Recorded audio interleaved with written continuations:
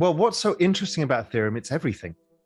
Seen that because we commissioned for Real Vision a kind of headquarters in crypto voxels, which we're going to release soon, just for the fun of it.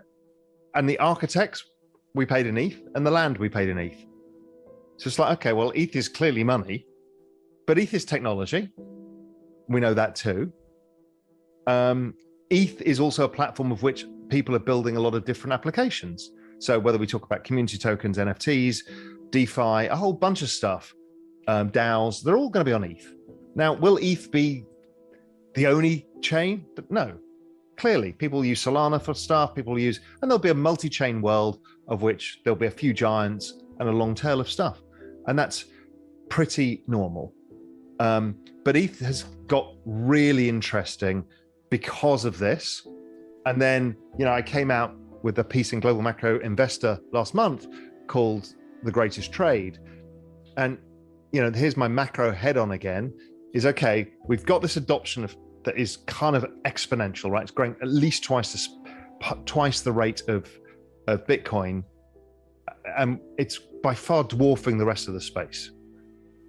Then the EIP 1559 comes along and that reduces the supply. So that's clearly bullish for the price. And then when you look at the on-chain analytics, and everyone is bloody staking it because now it's a pretty clear run between now and ETH 2.0. So why would you not if you're a long-term holder? So everybody's staking it. So that's taken a ton of stuff off the exchange. There's tons that have gone into just holding, tons that are locked up in DeFi, tons that are locked up in NFTs, and you're left with, I don't know, as of today, 11% of the entire supply of Ethereum available, and it's going down every day. And the demand is going exponential. The only outcome is an exponential rise in price. There's a lot of macro guys that will be annoyingly kind of hand-wavy, like, if it's being adopted at speed, it's going to work. And everyone's like, well, what exactly can I model that in a spreadsheet? No, forget about it. It's irrelevant. If you look at the rate of adoption that's going on of the entire crypto space, and this is my true north. This is all I need to know. There's one single thing I need to know and nothing else. So we know that it's growing at 113% a year in terms of number of users. And we will assume that over time, that trend rate of growth falls a bit. So if it falls from this year and goes down to 83%, so that's a significant fall in the growth rate. And we saw the internet do similar, but it was at peak growth was 63%, we're at 113. It gets by the end of 2024 to 1 billion people. And that gets us to about 3 or 4 billion people by 2027, 28. Okay, so a blind chimp can choose a cryptocurrency and get rich. If you look at the size of the assets, the entire crypto space as of today hit 2 trillion again, I think. Global equities are about 200 trillion. Global bonds are like 200 trillion. Global real estate's about 100 trillion. 2 trillion, 200 trillion. I figure that's probably 100x. And we all know, almost all of us realize that all bonds, all securities, all assets are going on chain anyway. So it's probably even bigger than that. But the point being is that you'll never, ever in your entire life, ever again, and ever beforehand, were given 100x in an asset that's already up 2 million% when you look at Bitcoin. You've never been given this. And you can basically choose anything and it will go up. So once you do that, you're not scared of making the wrong bet, and it stops you being tribal, because within that, some of them are going to be amazing. You take the pressure off, you take some basic bets, Bitcoin, Ethereum, a couple of others here and there, and then you can just have a basket of stuff. And over time, decide, okay, I quite like that, or that's getting faster adoption. So then you start to look at, like, Solana is clearly getting adoption. It's clearly happening, and it's clearly happening in the price. Okay, so do you want to own a bit more of that? Maybe. Is Polkadot getting to where it should be? Don't know yet. But it's worth keeping an eye on. There's a lot of stuff And then, so that's how I tend to deal with it, is forget trying to model it and look for fair values and this. It's like, as I said, you can be a 3-year-old kid and be given a box of names of cryptocurrencies and take 10 out, and you will literally make 30 times your money over the next 20 years. I'll approach macro, and a lot of macro guys do. You've got this big thesis now, which is 100x the space in the shortest period of time. So then our job is, okay, how do I add alpha? Where do I find the better bets? Now, there will be probably 50 tokens or assets that will outperform Ethereum, but they're riskier. I don't know what they are. I have no ability to choose them. When you look at Ethereum, it has all of the elements of the lowest risk, highest quality trade. And it's a rewarding ecosystem with rewarding people in it, because there's a social element to this, there's a cultural element to this movement as well, and it's rewarding. So it's a good space to hang out where you feel comfortable with the asset, you understand how many smart people are working on it. So when you say to me, oh, there's a risk in 1559 getting done, my answer was the risk is like minuscule. And so I didn't care about it. Like ETH 2.0, it's minuscule. Why? Because there's a lot of very smart people, smarter than I'll ever be, working on it. So the probability is extremely high. And that's what makes ETH so rewarding. That matters. Right now, the marginal change is more and more people locking up ETH, right? The rate of change of people locking up is still extremely high. What will happen is the rate of change of people staking will fall. It's as simple as that. The bull case is that, of course, there's a load of people who are just going to stake and just leave it there. And that's good, because that's the long-term health of the system. Nobody's in this for the quick buck, but there's a shit ton of people, yourselves included, who will end up selling some ETH because they want to buy a house or get married or do all the stuff that costs fiat money. People trying to overthink everything. ETH currently is a platform. That's how I think about it. It's a platform from which to utilize their blockchain to transfer value, to store value, and to create applications on top.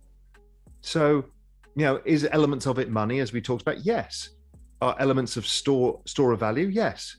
Are elements pure technology? Yes. I mean, it's everything. So, it kind of is still the vision that Vitalik had of the kind of internet computer. I mean, it is that, but that sounds a bit restrictive. It's kind of I call it the internet of value, and you could call it the platform of value. And it's not exclusive, because others can do similar things, but nothing has the scale, the scope that Ethereum currently has. But generally speaking, I found that people in the Ethereum ecosystem are too busy building businesses to fight with each other or to fight with anybody else. You don't even see kind of ETH versus Solana. So, oh, that's an interesting project over there. They seem to be growing quite fast. I better get on with what I'm doing here. It's a very, very, very, very different mentality. And it's because my guess is the Ethereum ecosystem is not a finished thing. Well, Bitcoin is finished, really. And therefore, it also becomes a bit boring. And I know this is terrible to say, but I understand the boomer coin thing, because it's a bit like gold, right?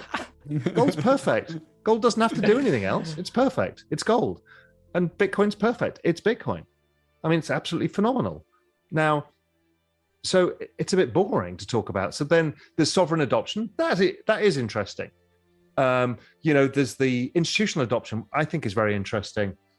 The Lightning layer is a payments layer. That's interesting. There is some interesting stuff.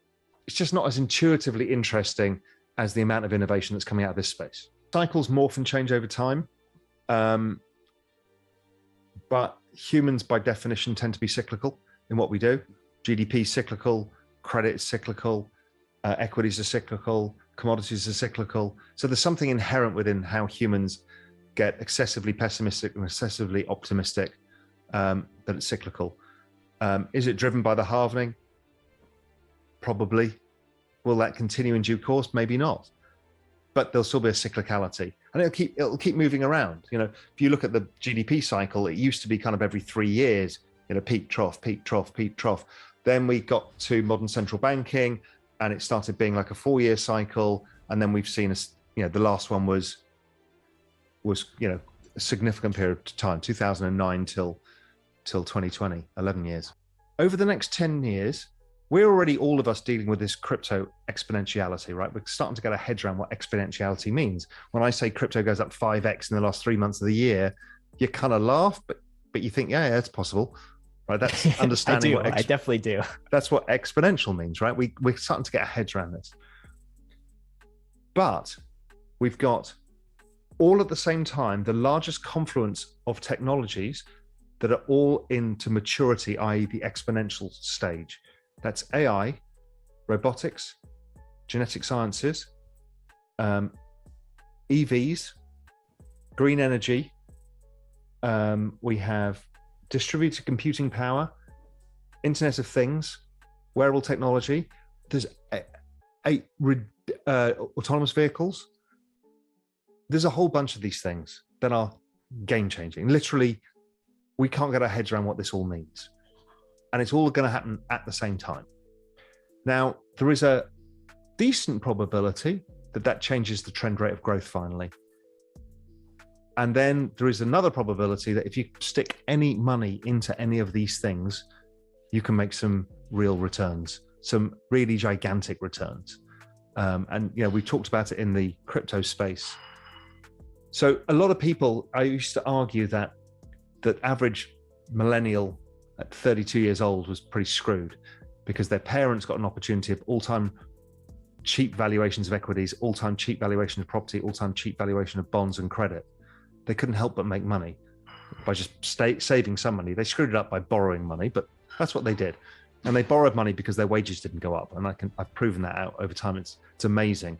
If you adjust household debt for wages and look at the total savings, the total amount, it's basically stayed consistent. They've just topped up their loss of purchasing power over time. But the millennials were faced with all-time record property prices, all-time record equity prices, all-time record credit prices, fixed income prices. So what was their marginal expected return was so low that they didn't bother saving. Then 2020 came along and it changed everything because you financialized the whole lot of them in one go. And crypto is a lot of this opportunity, and a lot of them were investing in stuff like ARK, which is these long shot future things. And I think that's dead right. I think there's a huge opportunity for people, both in building businesses, investing in stuff, and just the chance for society to adapt at a rapid pace. But it's going to leave a lot of people behind because people fear change. And if you're not used to it, you're going to get terrified. I mean, look at the narratives that are going on right now. Vaccine, anti-vaccine. What is that about? Technology. Elon Musk, self-driving cars, Tesla, the hatred and the love. What is that about? Technology. Cathie Wood. I mean, why people are creating an anti-Cathie Wood ETF? That's beyond me. Why? Technology. What is going on with global warming? Why do people fear that? Technology. Why do people fear Bitcoin? Technology. Why do Bitcoin people fear Ethereum? Technology. It's this unprecedented rise in technology that is making us all feel like, Christ, I can't keep up. And I don't want things to change as fast. And that's driving societal problems on a scale, and that's not going away unless society participates in change and benefits. But we're still fighting about a vaccine, saying, you know, there's a benefit, basically free for everybody, and half the people don't want it because it's technology.